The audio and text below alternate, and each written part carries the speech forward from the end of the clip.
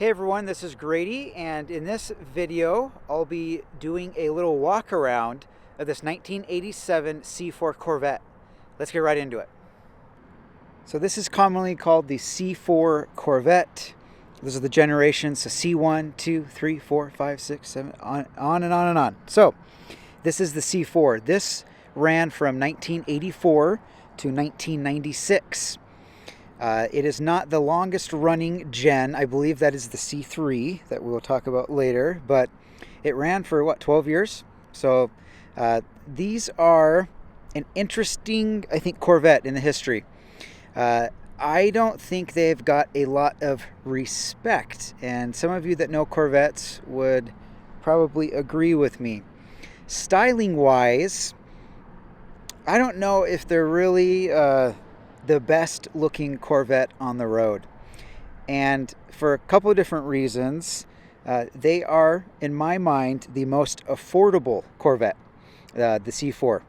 They didn't have a ton of special edition type stuff. There's not really a lot of collectibles in these year ranges, and they made a lot of them, which is, cool, because guys like me can just enjoy this car and not have to spend a ton of money.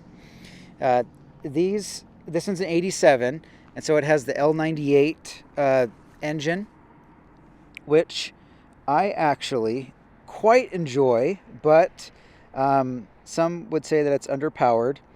In 84, it was a L83, and that was a crossfire injection.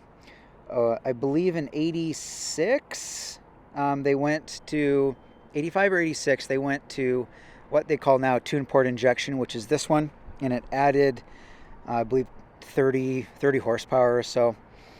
This one's rated at 240 horsepower in 87 to 89.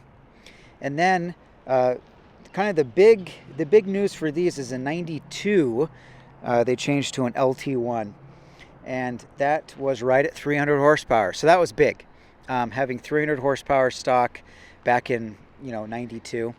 And so a lot of people in the C4 world will actually gravitate towards the LT1, and I see why. It's more power and things like that. I actually haven't driven one yet. I'm hoping to at some point, but I really have enjoyed this Corvette. It's in really good shape. It's not perfect by any means. None of these Corvettes that I'll hopefully be buying here are going to be showroom. That's not my my cup of tea. I'm not restoring these vehicles. I'm going to refurbish them and get them daily drivers, and send the savings on to the next person to have a good solid daily driver. And so this is a good platform. So the hood latch is right here.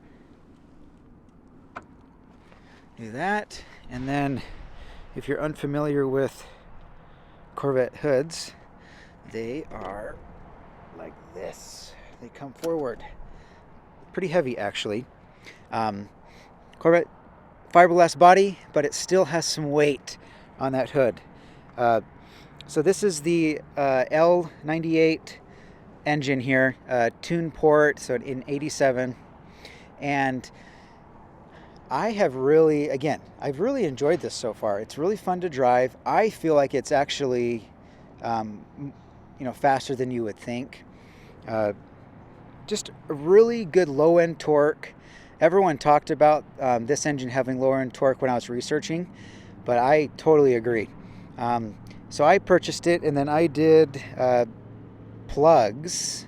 They had some weird Autolite plugs, so I put some AC Delco.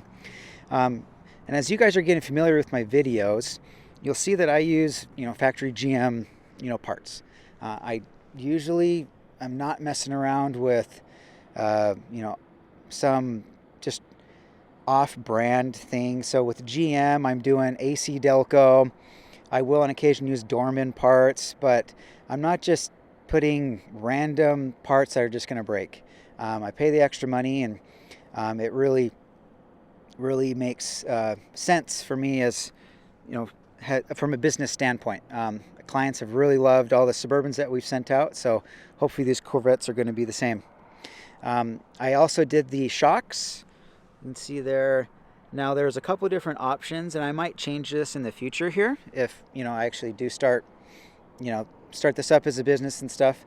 But there was, you know, the Bilstein 4600, or you could go with the KYB gas adjust.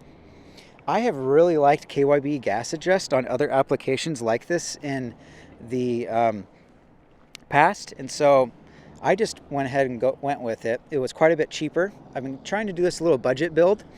I may change, but they really ride great, and hopefully I'll have another chance to do some Bilsteins to see the difference in the future here. Interior wise, as you can see, it's really good shape. This is the leather interior, power seats.